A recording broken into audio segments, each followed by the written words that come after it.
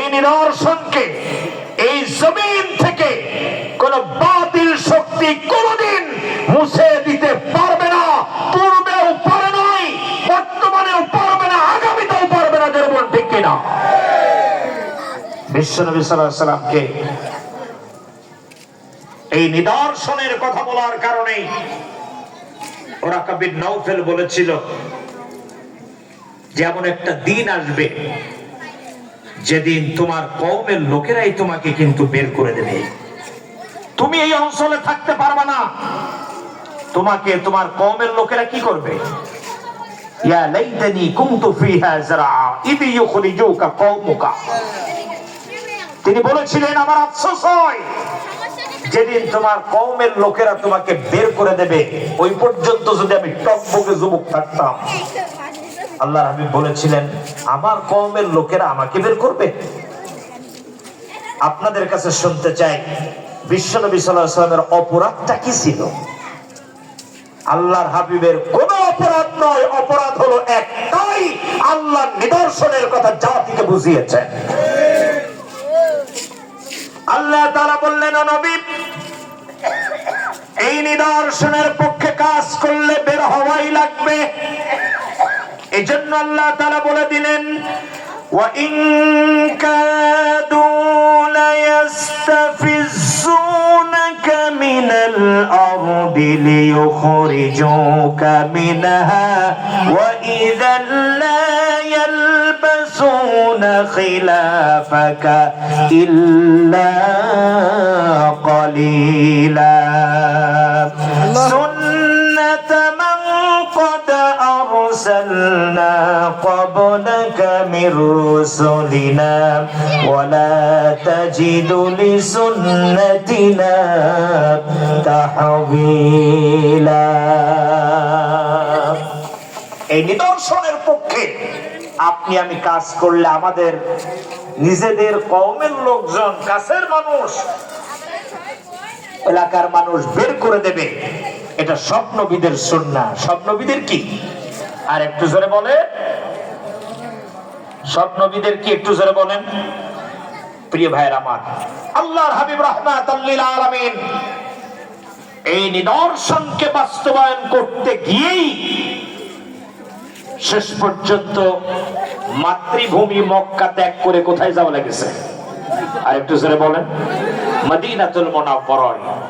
আল্লাহ তাআলা বললেন, ও নবী, আপনি ইসলাম নামক এই গাছটাকে মক্কায় তো রোপণ করতে পারলেন না, কোথায় করবেন? ওখান থেকে যে ছায়া, যে ফল দিবে, গোটা মক্কা একদিন আপনার হাতের মুঠোয় চলে আসবে।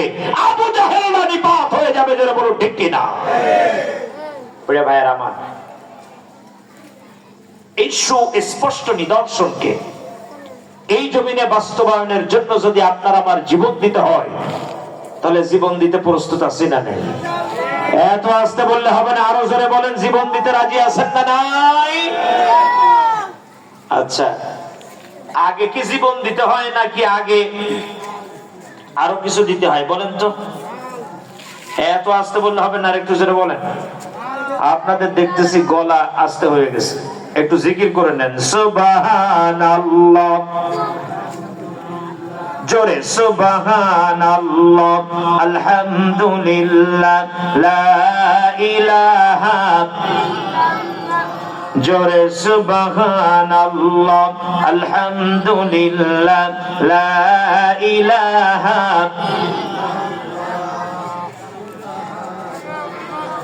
কেউ না করুক আমি করব কাজ, কেউ না করুক আমি করব কাজ। আল কোরআনের আহ্বানে, দিন কায়েমের প্রয়োজনে, আল কোরআনের আহ্বানে, দিন কায়েমের প্রয়োজনে, নতুন করে আবার আমি শপথ নিলাম আজ, কেউ না করুক আমি করব কাজ, কেউ না করুক আমি করব কাজ। লা ইলাহা,